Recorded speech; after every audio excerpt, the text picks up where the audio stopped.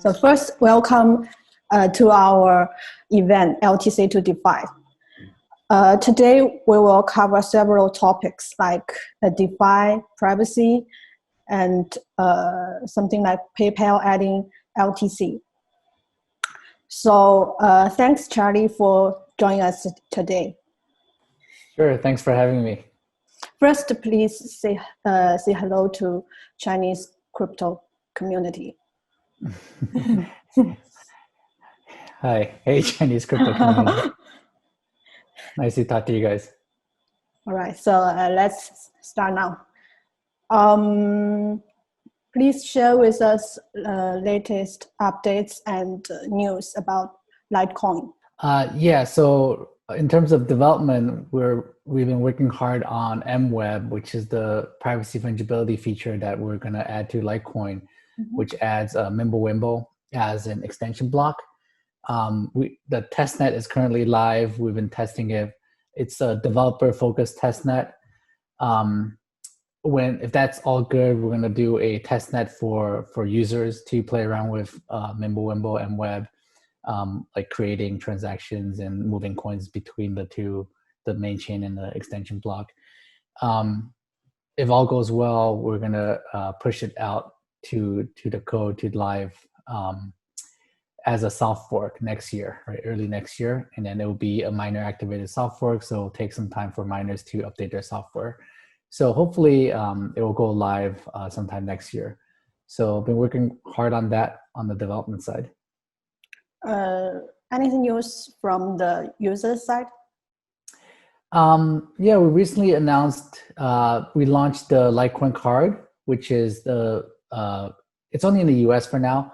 It's a Visa debit card that is backed by Litecoin. So you deposit LTC to the card, and then when you swipe the card to buy stuff, the Litecoins get converted to US dollar, which gets paid to the merchant.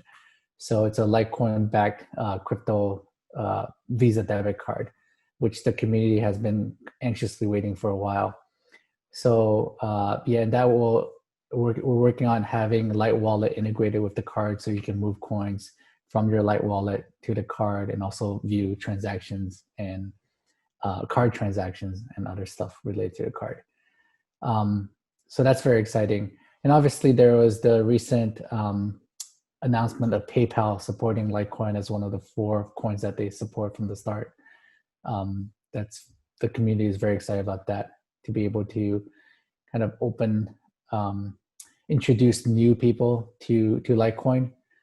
PayPal has hundreds of millions of users, and all those users going to paypal.com or the mobile app will see the ability to purchase Bitcoin, Litecoin, Ethereum, and Bitcoin Cash, which is really cool. Is there any other like mainstream payment tools adding LTC? Other mainstream, I mean, PayPal is the biggest one right now. Yeah. Okay. So and then because through the PayPal announcement next year, they're gonna support crypto on Venmo, which PayPal owns. Venmo is also a huge kind of peer-to-peer payment software in the US. Right, and then also they're going to open up crypto to all the merchants that use PayPal. So any PayPal merchants can accept Bitcoin, Litecoin, Ethereum, and Bitcoin Cash, which is going to be huge. Right. Yeah, but mostly US focused right now, and I assume they're going to expand like globally. Great. Hope we will learn more about Litecoin, more updates in the future. Yeah. So we know that actually people in Chinese community, they think Grayscale's portfolio means a lot. So we know that recently Grayscale bought a lot LTC. What do you think the meaning behind it? Yeah, Grayscale is Grayscale's product, like the GBTC, the Litecoin one's the LTCN, I believe. they make it very easy for institutional people to get exposure to Bitcoin and Litecoin. So there's a lot of demand, and you can see that from the price, right? The LTCN price is like 100% higher, or sometimes like a few 100% higher than the actual LTC that they hold, and that's because there's a lot of demand coming from there, and that's good news for Litecoin. Yeah, I think it opens up a lot of kind of people from the institutional side to Litecoin, which is great. And I think that's just the beginning. Okay.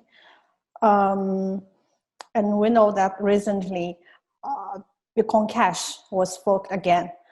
Compared with Litecoin, it has stayed strong for about 9 years. What do you think it means for why Litecoin can stay strong for so many years and BCH was forked several times? Yeah, I think, I mean, the community has a lot to do with it. Litecoin has been very stable for 9 years. Since launch, it hasn't really had any like downtime, right? It's been running flawlessly for 9+ years. One of the things that kind of I set out to do was to just keep Litecoin very close to Bitcoin, like not trying to change anything that's not broken. So which means that it's very similar because Bitcoin works, right? So kind of the philosophy is different from Bitcoin Cash. So because of that, we haven't had any like contentious hard forks. The community is very kind of in line with everyone, and there's no split in community wanting to do something different.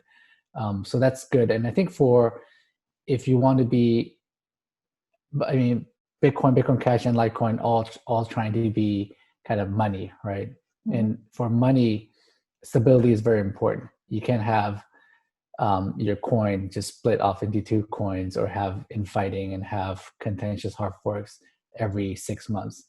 And we're seeing that with Bitcoin Cash, and it's really, really disruptive. Exchanges stop trading it, and then merchants stop accepting it, and everything goes on pause when there's a contentious hard fork. And then now you see like the ABC side getting attacked by miners. It's just a mess, and it's not good for anyone involved. Okay. Next topic about DeFi. What do you think of the DeFi craze? Anything good or bad in it? DeFi, I'm not that interested in DeFi. I think a lot of the DeFi stuff is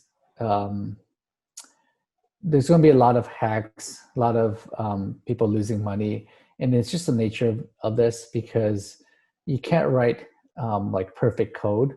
So all these people trying different things, there's just going to be a lot of bugs, and hackers will exploit it and steal money because there's a lot of money involved. And that's also the reason why like Bitcoin and Litecoin is very conservative, because there's so much money involved. You don't want to take risks and do things that can introduce a bug that let people steal your money. So unfortunately with DeFi, we're just going to see more and more hacks, more and more of these exploits. And yeah, and I'm not optimistic that we'll be able to fix these problems, because you just can't write like perfect code, and you kind of need that for finance. And that's also why like traditional finance, there's always the ability to kind of reverse transactions, right? Like the stock market sometimes run into an issue where orders get executed at the wrong price, and then the stock market will come and say, okay, we'll just undo the whole day's transactions and return everyone's money. But you can't do that with DeFi. If there's a problem, then you can't, the thief or the hacker already stole the money, you can't claw it back without like a hard fork. So in the end, I'm not convinced that kind of DeFi needs like total decentralization, right? Centralized finance works well. There's only certain things really need decentralization.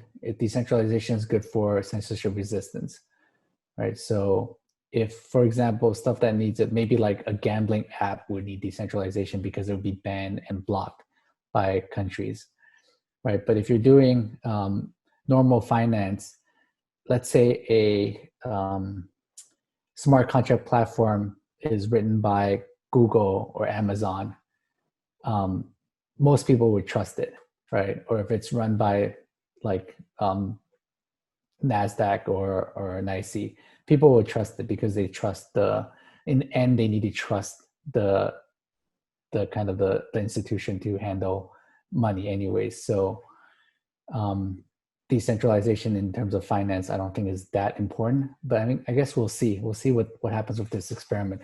I think it's good that people are experimenting with DeFi. I guess we'll see what happens. So you just think it's an experiment rather than innovation? It could be an innovation. I mean, Bitcoin is an experiment itself, right? I mean, it's still an experiment. Bitcoin could still fail. But yeah, so DeFi is definitely an experiment right now. Some of it is pretty cool. I can't deny that, but we'll see how successful the whole space is. A lot of it is kind of is not that like a lot of the DeFi success, like a lot of the trade volume is only happening because some of these coins are printed out in there and they're using the coin to pay off. It's very similar to ICO in that sense, where you're just pumping the price of value of the coin and people are only mining it or liquidity mining it because there's value in the coin. It's kind of similar to the ICO craze. So I'm not bullish on that continuing. So you are saying you don't see any good in DeFi right now, right? Nothing that is kind of that compelling. Yeah. Okay. But in the end, I'm focused more on kind of the money side of things, right? For Litecoin, it's similar to Bitcoin, where it's important for it to be a stable platform, stable network, and for transferring value. And it just needs to do that well, right? Transferring value, just that one kind of thing has to be like perfect, and that's it. And then DeFi is kind of the opposite of that, right? It's just doing experiments, trying to do like hundreds of different things. Do you think Litecoin blockchain is suitable for DeFi apps? You can always do like DeFi stuff on top of Litecoin or any chain via like second layer if you want, right? Whether or not it's suitable, it's up to the market to figure out. Mm-hmm. Talking about layer 2, do LTC team or developers are working on anything like layer 2 solutions? Yeah, it's not so like things like Lightning is not as critical for Litecoin as it is for Bitcoin, because the Litecoin network is not clogged up. But there is a Litecoin Lightning network. It's running. It's not as used as Bitcoin's Lightning network because it's not really needed. But if we ever get to a point where Litecoin blocks are full, then people will start using the Litecoin Lightning network. And in a sense, the Mimblewimble MWeb feature is kind of like a layer 2. It's an extension block, which is similar to like a side chain. So you move coins from the main chain to the extension block, and you can move coins back and forth. So it's similar to a layer 2, and it will scale that way also. I think we barely hear from Lightning Network recently, since people are all focused on a DeFi or something like that.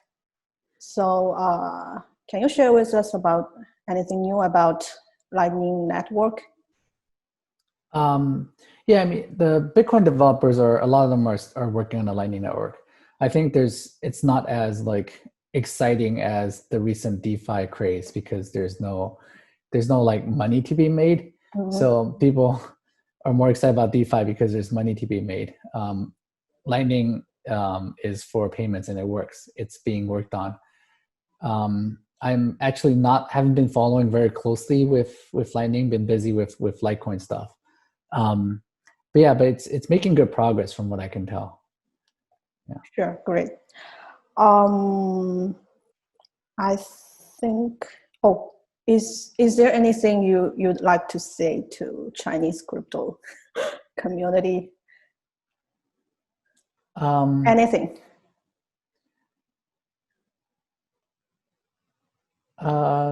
Anything like to say?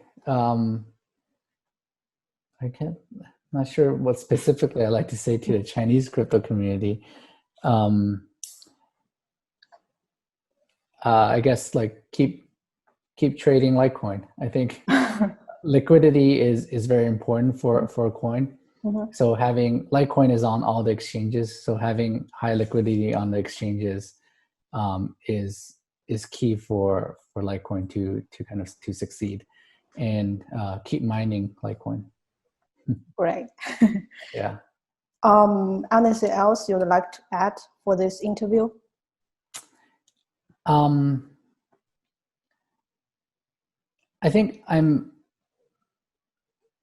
we are kind of back to, for Bitcoin, we're back to like the all-time high, right? So that's very exciting. I think this is kind of just the start because there's so many good news around everything crypto related with companies. So a lot of news I'm focused are more US centric, and maybe the Chinese community may not like know too much about it. But like there's a company called MicroStrategy in the US that has put like half of their company treasury into Bitcoin. So they believe that Bitcoin is a better form of store of value than anything else, than gold, than stock, than US dollar. So they put like $500 million worth of their company money into buying Bitcoin. And then you also see Square putting like $50 million into buying Bitcoin. I think you're going to see more and more companies doing that. And that's just adding a lot more demand. And as we know, we just had like the Bitcoin halving. So the supply got cut in half, the new supply got cut in half. And there's all this new demand now with like, even with like Grayscale increasing their fund like tremendously. The amount of coins bought by Grayscale, by Square, by MicroStrategy, by all these companies getting in is just so much more than the supply out there. So that's only going to be good for the price. So I'm very bullish about what would happen in the next year or two. So it's going to be a very exciting year or two. Mm-hmm.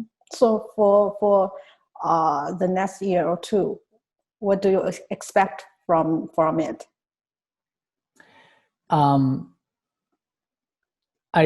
Who knows, right? I don't make price predictions, or I try not to. But I think we're just at the start of the next bull market. So it's very exciting. Great. So I think that's all for this interview. Okay. Yeah. Thanks for chatting with me. Thanks, Charlie. Yeah.